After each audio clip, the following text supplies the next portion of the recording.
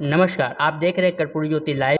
अभी जो है हम मौलाना मजरूर हक यूनिवर्सिटी में है और यहाँ जो है अभी बिहार के जो गवर्नर हैं, राज्यपाल हैं, उनका जो है आगमन हुआ है और जो कार्यक्रम है एकेडमिक सेशन को लेकर उसको जो लेकर यहाँ बैठक की जा रही है। क्या कुछ बैठक के बाद निकल कर बातें सामने आती है, हम राज्यपाल जो है आलेकर साहब उनसे जो है बात करने की भी कोशिश करते हैं। आप सर मतलब पूरी पारदर्शिता के साथ यूनिवर्सिटी को कहते हैं कि पारदर्शी तरीके से सारा कार्यक्रम होना चाहिए, सारे लोग बेहतर तरीके से काम करें। तो सर सीनेट की बैठक है, सीनेट की बैठक में अमूमन सारे लोगों को बुलाया जाता है। आपका भाषण जो भी होता है, जो सीनेट की बैठक होती है, अमूमन सारी जगह यूनिवर्सिटी में बुलाया जाता है। यहाँ सब कुछ होने के बावजूद भी हम लोग को मतलब बाहर रखा गया, इसके पीछे क्या कारण है? नहीं, सीनेट की बैठक आज मैं यहाँ हाँ, आया था। एकेडमिक बैठक जी। सीनेट की बैठक के लिए आया था। सीनेट की बैठक सब लोगों के लिए थोड़ी होती है, सब लोगों के लिए नहीं होती। सीनेट की बैठक अनेक विषय यहाँ चर्चा में आते हैं, उस पर विमर्श किया जाता है। तब सब लोगों को यहाँ बिठाकर उनके साथ आपस में जो कुछ बातें होती हैं उन सबको चर्चा करते हैं। ऐसा थोड़ा ही होता है कि हमारे घर की बातें जो होती हैं वो सबके सामने की जाती है, ऐसा होता नहीं। तो हमारे घर की बातें सब कुछ हो गई, यहाँ की इस विश्वविद्यालय के बारे में क्या करना है, कैसे करना है, बहुत अच्छे सुझाव सब लोगों ने यहाँ दे दिए। और इसको आपके माध्यम के द्वारा ये सब लोगों को पता चलेगा, तो इसलिए आपके साथ मैं बैठा हूँ। लेकिन मेरे बैठने की वैसे आवश्यकता नहीं थी। वीसी अपने वगैरह सब आपको बताएंगे क्या हुआ उसमें, बस इतना ही काफ़ी है। और नहीं, ये एक नई परंपरा मान रही है। ये पटना यूनिवर्सिटी में इतने वर्षों से सीनेट की बैठक हो रही है, बजाता इनवाइट किए जाते हैं, वहाँ पर बैठे जाते हैं। सारे और यूनिवर्सिटी हम लोग को जो बताया गया है आप ही लोगों से जो जाने हैं पूर्ववर्ती से कि भाई ये हाउस का छोटा प्रारूप है। जब लोकसभा और विधानसभा में बैठने की अनुमति होती है तो इस सीनेट में क्यों? ये सीनेट है जी, ये सीनेट जो है लोकसभा नहीं है, राज्यसभा नहीं है, या विधानसभा परिषद वगैरह नहीं होती।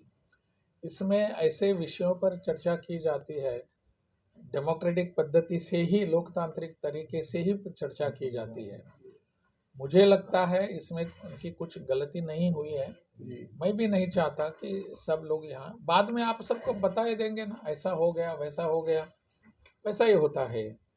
जैसे कि आपने कहा लोकसभा के वहाँ हो जाता है, लेकिन मंत्रिपरिषद की बैठक जो होती है कैबिनेट, इसमें किसी सीनेट या किसी अपने पत्रकार लोगों को, अपने भाई बहनों को वहाँ नहीं बुलाया जाता है। वहाँ जो हुआ है उसका ब्रीफिंग बाद में किया जाता है। वैसे ही ये सीनेट होती है। सीनेट पर से बहुत सारे विषय होते हैं। आज की सीनेट जो थी, मेरे यहाँ आने के बाद मैंने एक आग्रह किया कि वर्ष में कम से कम 2 तो सीनेट बैठकें होनी चाहिए। एक बजट के लिए होती है और दूसरी एकेडमिक अपनी शिक्षा के बारे में चर्चा करने के लिए होती है। तो आज की बैठक वो शिक्षा के बारे में चर्चा करने के लिए थी। इसलिए हमने सोचा कि ठीक है, हम सब बैठकर बात करते हैं चाय पीते पीते। तो हो गया, बहुत अच्छे ढंग से यहाँ के अपने सीनेट के सदस्य जो हैं वो बहुत विद्वान भी हैं, जानते भी हैं। और उनका वो कहते हैं कि हमारी इस विश्वविद्यालय को ऊंचे स्तर पर कैसे लेकर जाना, इस पर बहुत सारी बातों पर चर्चा हो गई है और कुछ नहीं है। अच्छा, ये नई शिक्षा नीति को लेकर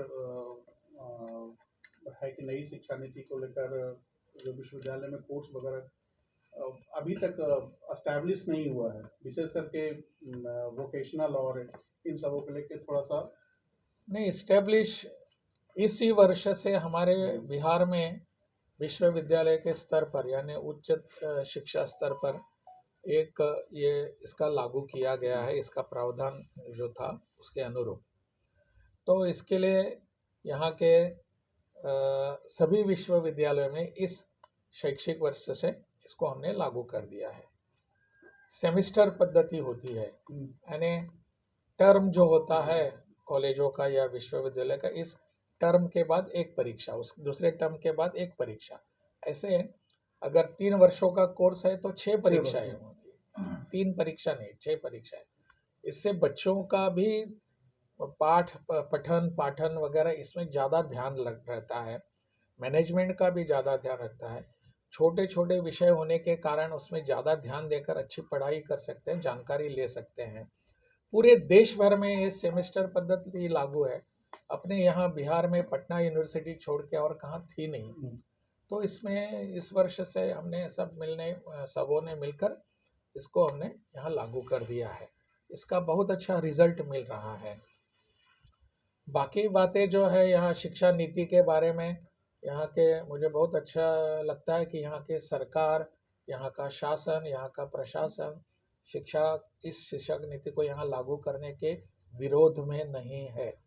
वो चाहते हैं यही शिक्षा, क्योंकि देश भर में इसको अपनाया गया है। बाकी दिक्कतें जो थोड़ी थोड़ी कहाँ कहाँ आती है उस पर चर्चा करने के बाद हम सुलझा सकते हैं। जैसे कि आपने कहा कि वोकेशनल का क्या होगा वगैरह, वोकेशनल को अलग सा देखा नहीं जाएगा। उसको नेशनल SQF होता है, NSQF होता है, नेशनल स्किल क्वालिफिकेशन जो होता है, डेवलपमेंट होता है, स्किल डेवलपमेंट के तहत उसको देखा जाएगा। और हर बच्चा स्किल होना चाहिए, हर बच्चा मेधावी होना चाहिए। इस दृष्टि से यह प्रयास किया जा रहा है। सर ये भी एक योजना है कि कॉमन एंट्रेंस टेस्ट सारे विश्वविद्यालयों का एक साथ सब कुछ बनाया जा रहा है। ये सब नहीं, ऐसे अभी चल रहा है, चर्चा चल रही है, इस पर कुछ निर्णय हुआ नहीं है अभी तक। सभी से राय लेकर उस पर क्या करना है, विश्वविद्यालय ने एडमिशन कर उसकी कुछ समस्याएं हैं और कॉमन का भी कुछ समस्या है। इन सबको सुलझा कर कौन से अच्छे ढंग से कौन से तरीका निकाल सकते हैं उसका समाधान, उस पर हम चर्चा कर रहे हैं अभी। जैसे बड़ी एजेंसी सर NTA लेती है केंद्रीय विश्वविद्यालय के लिए, तो वहाँ भी कुछ इस तरह का एजेंसी कुछ हो जो परीक्षा कंडक्ट कर सके? नहीं, ऐसा देखिए, मेरा खुद का ऐसा स्वयं का मानना है कि एजेंसी का इसमें बहुत कम रोल होना चाहिए। शिक्षा के क्षेत्र में एजेंसी बाहर के नहीं होना चाहिए। वहाँ के विश्वविद्यालय होते हैं, उस विश्वविद्यालयों के पास पूरा जो अपना काफ़ी मात्रा में उनका स्टाफ होता है, टीचर्स होते हैं, प्रोफेसर्स होते हैं, अन्य बाकी एडमिनिस्ट्रेटिव ऑफिसर्स होते हैं, एडमिनिस्ट्रेटिव स्टाफ होता है। तो उसके और किसी के साथ पास इसको शेयर करने की आवश्यकता नहीं होती। लेकिन इसका भी कुछ लेखा जोखा लेकर, उसका भी अच्छाइयाँ बुराइयाँ सब लेकर उस पर निर्णय किया जा सकता है। सर एक सर एक जो एजेंसी चयन हुई है, शिक्षा विभाग ने कहा है विश्वविद्यालय की ये 4 एजेंसी है, उनके अनुसार आप गेस्ट फैकल्टी रखिए, लेकिन पहले से राजभवन जो दिशा निर्देश दी थी UGC के अनुसार रखिए। तो सर इसमें क्या हो सकता है? नहीं, पता नहीं है शिक्षा विभाग ने क्या किया है।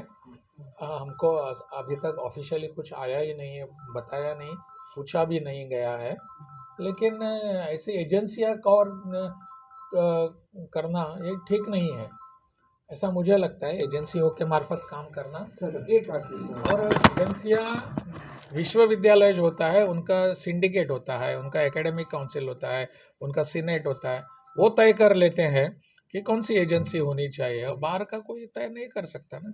सर 4600 पदों पे जो बहाली हो रही है सर, विश्वविद्यालय को इंतजार है कि असिस्टेंट प्रोफेसर मिलेंगे। सर इसमें क्या डेवलपमेंट है, कब तक यहाँ पे? मुझे पता नहीं यूनिवर्सिटी सर्विस कमीशन इसमें क्या कर रहे हैं, वो मुझे लगता है ठीक ढंग से काम कर हमको जल्द से जल्द यहाँ नियुक्तियाँ दे देंगे। Done sir. सर आज जो है बैठक हुई सीनेट की, राज्यपाल महोदय भी आए सर, क्या कुछ कहेंगे सर? देखिए, बिहार के राज्यपाल महोदय कुलाधिपति महोदय मौलाना मजहरूल हक विश्वविद्यालय में आगमन हुआ।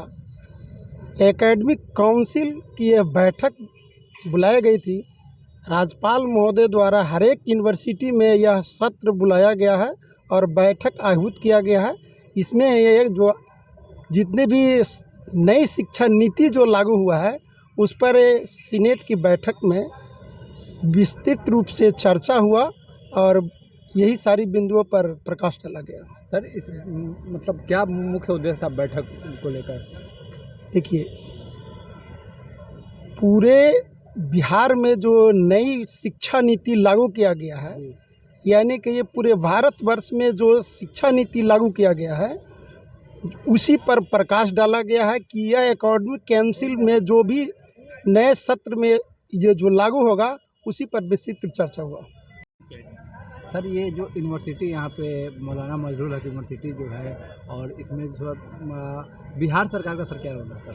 देखिए, ये अरबी फारसी विश्वविद्यालय यानी मौलाना मजरूल हक विश्वविद्यालय बिहार के माननीय मुख्यमंत्री श्री नीतीश कुमार जी के अध्ययन है कि इतनी बड़ी खूबसूरत जगह पर मीठापुर में जो यूनिवर्सिटी बनाया इतना भव्य है, यह सराहनीय योग है। माननीय मुख्यमंत्री श्री नीतीश कुमार जी को मैं दिल की गहराई से आभार प्रकट करता हूँ कि इन्होंने जो यूनिवर्सिटी अरबी फारसी बनाया, इसके लिए बहुत बहुत बधाई।